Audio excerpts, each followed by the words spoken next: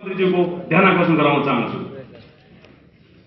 अन्तमा सम्माननीय प्रधानमन्त्रीज्यूको अमूल्य समय हामीले प्राप्त गर्न सकेकोमा उहाँप्रति पुनः एकपटक हार्दिक कृतज्ञता प्रकट गर्दछु। यस समारोहमा सम्पूर्ण इन्जिनियर महानुभावहरू, पाहुनाहरू, पत्रकार मित्रहरूलाई यस 55औं इन्जिनियर दिवसको अवसरमा स्वागत गर्दै यहाँहरूबाट बिदा चाहन्छु। धन्यवाद।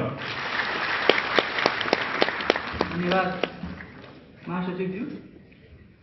हामीलाई थाहा छ यो प्रधानमन्त्रीज्यूको आज धेरै यसपछिका कार्यक्रमहरू भएको हुनाले मैले धेरै सम्बोधन पनि गरेको छैन। अब यसै सन्दर्भमा शुभकामना मन्तव्यको लागि इन्जिनियर श्री सबभन्दा पहिला हामीले कार्यक्रम समुद्घाटनको लागि पारसमा दियो बालेर सम्माननीय प्रधानमन्त्री श्री शेरबहादुर देवाज्यूलाई म आग्रह गर्न चाहन्छु।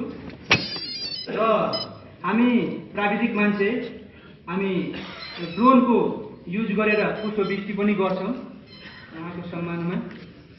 अगाडि आएर पारसमा बत्ती पारिदिनु होला र ताली बजिरहोस्।